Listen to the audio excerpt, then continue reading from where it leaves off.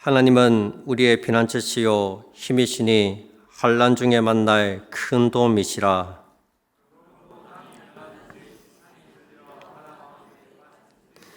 바닷물이 솟아나고 뛰놀든지 그것이 넘침으로 산이 흔들릴지라도 우리는 두려워하지 아니하리로다.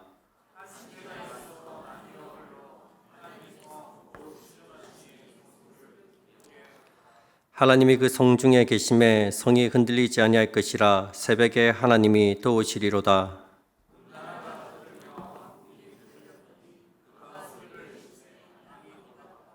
만군의 여호와께서 우리와 함께 하시니 야곱의 하나님은 우리의 피난처시로다. 셀라.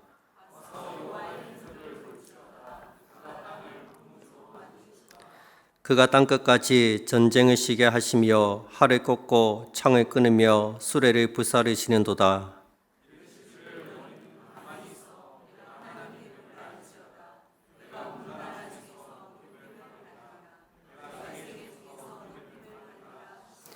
다 같이 읽겠습니다. 만군의 여호와께서 우리와 함께 하시니 야곱의 하나님은 우리의 피난처시로다. 셀라. 아멘. 우리가 잘 아는 찬송가 585장 내주는 강한 성이요 라는 찬양이 있습니다.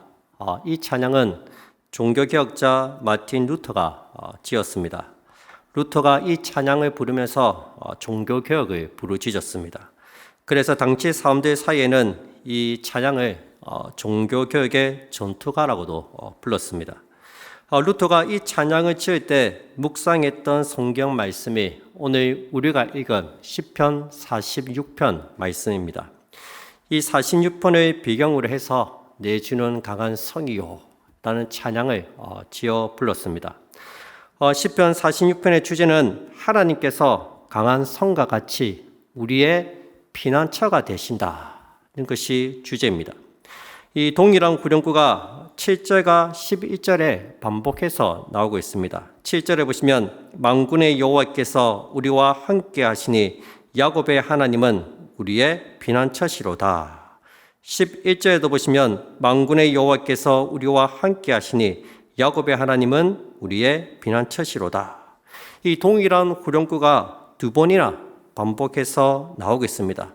우리가 이것만 봐도 이 시편 46편의 주제가 피난처 되시는 하나님이라는 것을 쉽게 알 수 있습니다. 그래서 시인은 1절부터 결론을 내리고 있습니다. 1절 말씀입니다. 우리 다 같이 1절 말씀을 읽도록 하겠습니다. 시작. 하나님은 우리의 피난처시요 힘이시니 환난 중에 만날 큰 도움이시라. 아멘. 하나님이 환난 중에 만날, 우리가 고통 중에서 가장 힘들 때 우리에게 가장 큰 도움이 되시는 분이 우리 하나님이라고 고백하고 있습니다. 여러분, 시인이 이 고백을 하기까지 얼마나 많은 시행착오를 겪었을까요? 처음부터 하나님을 나의 피난처로, 나의 힘이라고, 환난 중에 만날 큰 도움이라고 그렇게 고백하지 못했을 겁니다. 다른 모든 것들을 의지하고 붙잡았을 거예요. 인생을 의지하고 물질을 의지하고 건강을 의지했지만 전혀 아무런 도움이 되지 않았습니다. 마침내 깨달은 거죠. 우리의 진정한 피난처는 하나님이시구나. 하나님만이 나의 힘이 되시는구나. 환난 중에 만날 큰 도움은 우리 하나님밖에는 없구나. 이 사실을 마침내 깨달았던 것입니다. 그래서 시편 서두에서 결론을 내립니다. 여러분들은 시편 기자의 결론에 동의하십니까? 안 하십니까?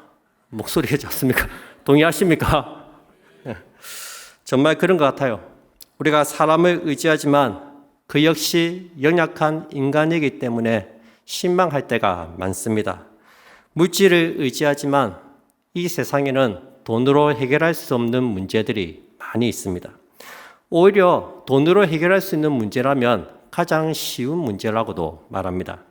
자녀의 문제, 건강의 문제, 여러 가지 크고 작은 문제는 돈으로 해결할 수가 없습니다. 정말 하나님 밖에는 없는 것 같습니다. 이 시편 46편을 예루살렘 성을 의미하는 시온 시편이라고도 부릅니다. 4절에 보시면 지존하신 이의 성소를 기쁘게 하도다라고 말합니다.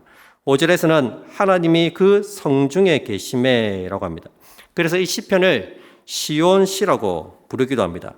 근데 1절에 다시 보시면 시인은 환난 중에 만날 큰 도움이 시온성이 아니라 하나님 자신이라고 말하고 있습니다. 하나님은 우리의 피난처시로다. 시온성이 나의 안전한 피난처가 아니라는 거예요. 튼튼하고 견고한 성이, 이 성전이 나의 피난처가 되지 않는다는 거예요. 하나님 자신이 곧 우리의 피난처가 되십니다. 우리의 힘이 되시고 큰 도움이 되십니다. 여러분, 인생을 살다 보면 우리를 위협하는 일들이 많이 일어납니다. 예측할 수 없고 통제 불가능한 갑자기 큰 어려움이 닥칠 때도 있습니다. 그 예를 들어서 시편이 이야기를 하는데 자연재해가 아마 그럴 거예요. 이런 거대한 자연으로 일어난 환난은 우리가 어떻게 할 수가 없습니다. 2절, 3절을 한번 보시기 바랍니다. 그러므로 땅이 변하든지 산이 흔들려 바다 가운데 빠지든지 바닷물이 솟아나고 뛰노든지 그것이 넘침으로 산이 흔들릴지라도 우리는 두려워하지 아니하리로다. 산이 흔들려 바다 가운데 빠지고 바닷물이 솟아나고 뛰노는 것은 엄청난 자연재해입니다. 이런 자연재해를 만나면 두려울 수밖에 없습니다. 특히 고대인들에게 지금 이 시를 쓰는 시인이 느끼는 두려움은 우리가 상상조차 할 수 없을 겁니다. 오늘날은 과학의 발달로 태풍이나 지진, 쓰나미를 미리 예측할 수 있습니다. 그러나 우리가 미리 예측하고 대비를 한다고 해도 막대한 인명피해는 막을 수가 없습니다. 그런데 고대에는 시시각각 변하는 이 자연현상들을 알 수가 없었습니다. 지진이 일어나서 산이 흔들리고 쓰나미가 일어나서 바닷물이 넘쳐 흐르면 얼마나 두렵고 무서웠겠습니까? 지진이나 쓰나미를 자주 겪은 사람들에게는 이 트라우마가 있다고 해요. 조금만 흔들리고 이러면 너무나 무서워서 견딜 수가 없다고 합니다. 여러분, 우리 인간의 힘으로는 자연을 통제할 수가 없습니다. 그러나 시인은 두렵지 않다고 말합니다. 우리는 두려워하지 아니하리로다. 여러분, 이것은 자기 위안이 아닙니다. 두려운데 두렵지 않다고 자기 체면을 거는 것이 아닙니다. 하나님이 피난처가 되시기 때문에 두렵지가 않다고 고백하는 것입니다. 여러분, 땅과 하늘과 그 가운데 모든 것을 지으신 분이 우리 창조주 하나님이십니다. 하나님께서 이 천지 만물을 만드셨을 뿐만 아니라 지금도 이 모든 만물들을 다스리고 계십니다. 땅이 변하고 산이 흔들리고 바닷물이 뛰놀지라도 창조주 하나님께서 모든 혼란을 지배하고 계십니다.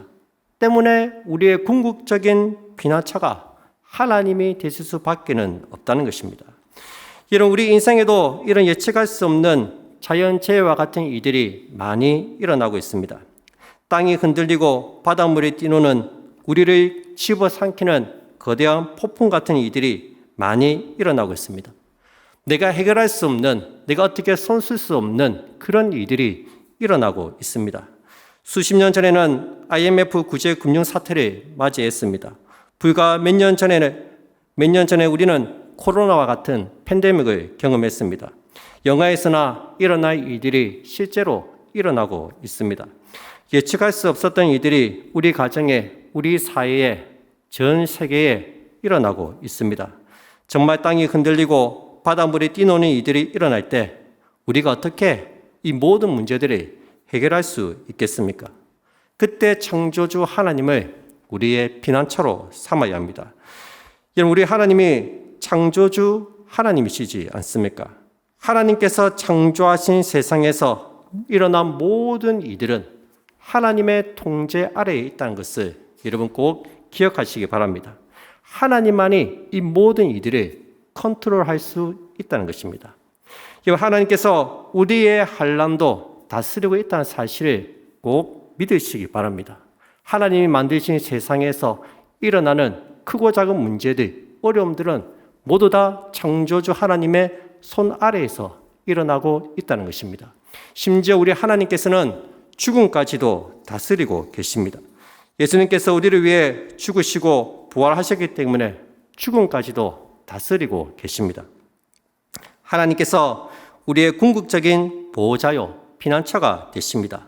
때문에 우리는 두려워하지 아니하리로다. 그렇게 당당하게 고백할 수 있는 것입니다. 여러분, 성경에 두려워하지 말라는 말씀이 365번 기록되어 있다고 합니다. 1년 365일 두려워하지 말라고 합니다. 근데 그 두려움도 하나님을 피난처로 삼을 때 여러분 물리칠 수 있기 때문에 우리는 전혀 두려워할 필요가 없습니다. 두 번째 단락인 4절부터 7절은 열방의 위협 속에서 피난처가 되시는 하나님을 찬양하고 있습니다. 지금도 러시아와 우크라이나와의 전쟁이 아직도 진행 중입니다. 최근에는 이스라엘과 하마스와의 전쟁으로 수많은 인명피해와 도시가 파괴되고 있습니다. 이런 열방의 위협과 전쟁 속에서도 하나님은 여전히 우리의 피난처가 되십니다. 이 4절에서 7절은 그 구조가 시온 시편의 구조를 따릅니다. 이 시온 시편은요, 4단계의 구조를 가집니다. 하나님의 선택, 하나님의 거주, 하나님께서 거주한 결과 난공불락이 된 피난처, 그리고 피난처 대신 하나님을 찬양합니다. 이 4단계로 되어 있습니다. 하나님의 선택, 하나님의 거주, 하나님의 거주하신 결과 난공불락이 된 피난처, 그리고 피난처 대신 하나님. 4절을 보세요. 4절. 4절은 하나님의 선택입니다. 한 시내가 있어 나뉘어 흘러 하나님의 성, 곧 지존하신 이의 성소를 기쁘게 하도다. 하나님께서 이 성을 선택하셨습니다. 그리고 5절에 보시면 하나님이 거기에 거주하십니다. 하나님이 그 성 중에 계심에 성이 흔들리지 아니할 것이라. 새벽에 하나님이 도우시리로다. 6절은 하나님께서 그 성 중에 거주하신 결과입니다. 어떻게 되었습니까? 문나라가 떠들며 왕국이 흔들렸더니 그가 소리를 내심에 땅이 녹았도다.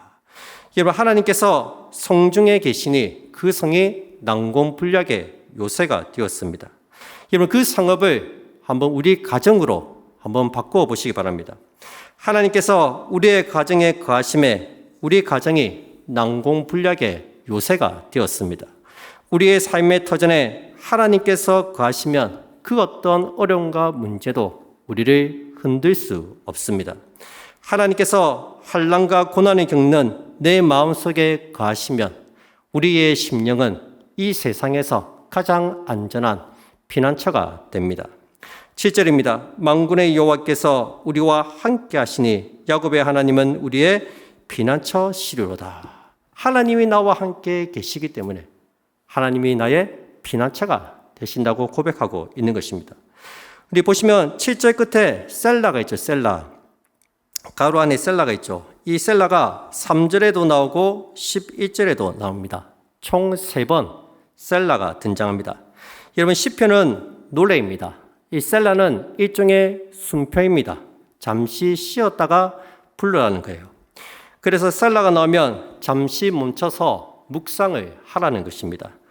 피난처 대신은 하나님을 한번 정말 묵상해 보라는 거예요. 3절에서도 두려워하지 아니하리로다 하고 셀라가 나옵니다. 잠시 멈춰서 묵상하라는 거예요. 왜 우리가 두려워하지 말아야 하는지, 하나님이 누구시기에 우리는 두려워하지 않는다고 고백하는 것인지 하나님에 대해서 묵상하라는 것입니다. 마지막 12절에도 하나님은 우리의 피난처시로다 셀라, 또 멈추라는 거예요. 우리와 함께 하시는 하나님을 묵상하라는 것입니다. 정말 그렇다. 내가 문제 앞에서, 어려움 앞에서 두려워 떠는 것이 아니라 하나님을 기억해야 되겠다. 하나님이 누구신지, 하나님만이 나의 피난처가 되시는구나. 내 상황이 어렵고 문제가 나를 둘러싸고 있어도, 어려움이 닥쳐와도 변하지 않는 건 뭐죠? 하나님이 여전히 나와 함께 계신다는 것입니다. 나를 둘러싼 환경은 변할 수 있습니다. 그렇지만 변하지 않는 한 가지는 여전히 하나님이 나와 함께 하시고 내 안에 거하고 계신다는 것입니다. 우리가 그것을 생각할 때 어떻게 두려워할 수 있겠느냐는 것입니다. 이번 시편 저자는 계속해서 우리에게 하나님을 묵상하라고 말합니다. 피난처가 되시는 하나님, 환난 중에 만날 큰 도움이 되시는 그 하나님을 묵상하라고 말하고 있습니다. 여러분, 하나님께서 우리와 함께 하시면 그 누구도 우리를 건드릴 수 없다는 것을 꼭 믿으시기 바랍니다. 그 어떠한 역경과 고난도 우리를 흔들 수 없습니다. 우리와 우리의 삶의 터전이 난군불락의 피난처가 된다는 사실을 꼭 믿으시기 바랍니다. 특별히 5절에 보시면 하나님이 새벽에 도우신다고 고백합니다. 새벽에 하나님이 도우시리로다. 구약 성경에는 새벽에 하나님께서 도우신다는 표현이 많이 등장합니다. 실제 구약 역사를 보면 새벽에 하나님께서 역사하시는 것을 우리가 많이 발견할 수 있습니다. 여러분, 새벽이 어떤 시간입니까? 가장 일어나기 힘든 시간이고 가장 피곤하고 고단한 시간입니다. 해가 뜨기 전에 가장 어두운 시간입니다. 문제를 가지고 뒤척이고 고민하고 밤새 잠을 이루지 못하는 시간입니다. 이런 우리가 어떻게 고민과 염려를 가지고 하루를 시작할 수 있겠습니까? 새벽에 일찍 일어나 빛 대신 주님 앞으로 달려나가야 합니다. 빛이 임하면 어두움이 물러가듯이 가장 어두운 새벽에 하나님께서 역사하신다는 것입니다. 실제로 본 시편의 배경이라고 추측하는 히스기야 시대에 아수르 군대가 쳐들어옵니다. 그때 하나님께서 새벽에 예루살렘을 구해 주십니다. 출애굽 당시 하나님께서 홍해를 갈랐던 시간도 바로 새벽이었습니다. 가나안 땅을 점령할 때도 빈번히 등장하는 말씀이 여호수아가 아침에 일찍이 일어나, 여호수아가 아침에 일찍이 일어나 계속해서 등장하고 있습니다. 여러분, 하나님의 도우심을 간절히 바라는 사람이 어떻게 늦잠을 잘 수 있겠습니까?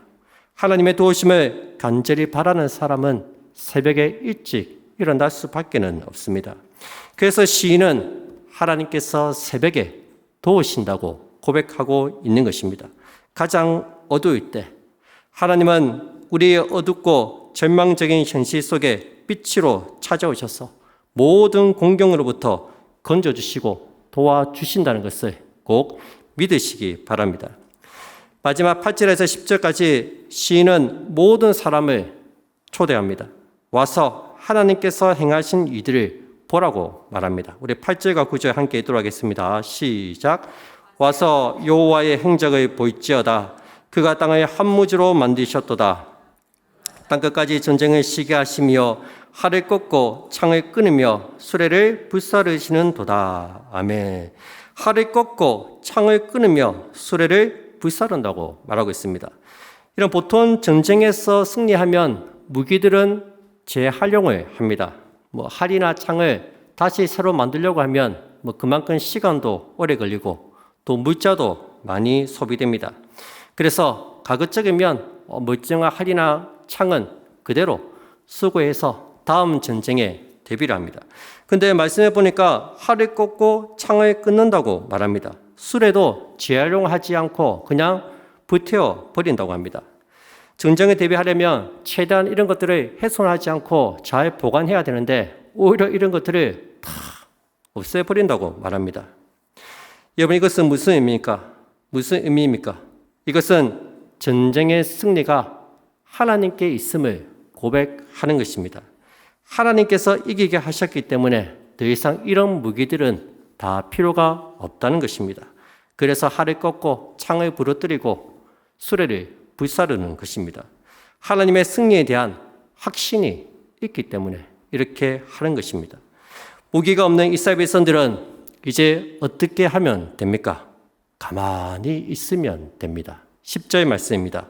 너희는 가만히 있어 내가 하나님됨을 알지어다. 여러분, 때로는 아무것도 하지 않고 가만히 있어야 할 때가 있습니다. 하나님께서 일하실 시간이 필요합니다.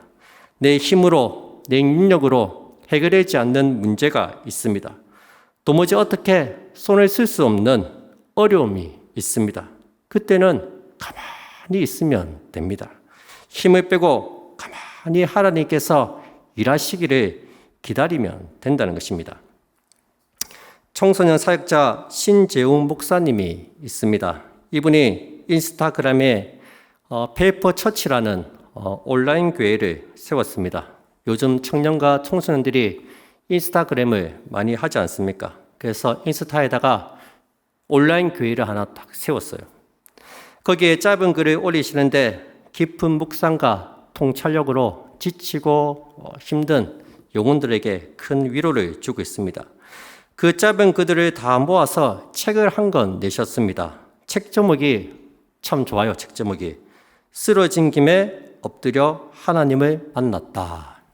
이 책 제목입니다. 참 좋죠. 쓰러진 김에 엎드려 하나님을 만났다. 책에 보시면 가만히 계심의 은혜라는 글이 있습니다. 제가 한번 그 글을 읽어드리겠습니다. 하나님께서 가만히 계시지 않는다면 어떻게 될까? 죄를 지을 때마다 가만히 계시지 않는다면, 내 의로 누군가를 판단하고 미워할 때 가만히 계시지 않는다면, 어리석은 우리가 생선이 아닌 뱀을 구할 때 가만히 계시지 않는다면, 가만히 계심에 감사해야 한다. 죄 지을 때마다 바로 벌을 주신다면 심판을 면할 자가 아무도 없다. 십자가에 달리실 때 가만히 계시지 않았다면 구원받을 자가 아무도 없다. 아무것도 모르면서 구한 기도가 다 응답이 된다면 정말 위험하다. 하나님의 일하심을 기대하며 가만히 있음도 은혜이듯이 하나님의 시간에 따른 가만히 계심도 은혜다. 사과가 가만히 익어가듯 놀이터의 아이가 옆에서 가만히 서 있는 엄마에게 무한한 안정감을 갖게 되듯 아버지가 둘째 아들이 돌아올 때까지 늘 그 자리에서 가만히 기다리듯 가만히 계심은 또 다른 일하심이다. 용서함으로 인내하심으로 먼저 갈 길을 예비하심으로 우리 눈에 보이지 않을 뿐 늘 일하신다. 여러분 그렇습니다. 하나님의 가만히 계심은 하나님의 또 다른 일하심입니다. 가만히 있어야 하나님의 구원을 우리가 뚜렷하게 볼 수 있습니다. 여러분 하나님께서는 가만히 계신 것 같지만 내 기도에 응답이 없고 아무런 일이 진행되지 않는 것 같지만 그렇지 않습니다. 하나님은 지금도 저와 여러분들을 위해서 일하고 계심을 꼭 믿으시기 바랍니다. 말씀 맺겠습니다. 오늘 우리가 읽은 시편 46편의 결론이 무엇입니까? 하나님만이 우리의 피난처가 되시니 그 하나님을 높이고 찬양하라는 것입니다. 우리가 인생을 살아가면서 늘 경험하고 인정하는 것이 바로 이것입니다. 정말 하나님만이 나의 피난처가 되시는구나. 주님밖에는 없습니다. 나의 소망은 주님께만 있습니다. 환난 중에 만날 큰 도움은 우리 하나님밖에는 없습니다. 오늘 밤 그 하나님을 붙들고 간절히 기도함을 통해 하나님의 뜻을 이 땅 가운데 이루어가는 우리 모든 성도들이 다 되시기를 주님 이름으로 축복드립니다.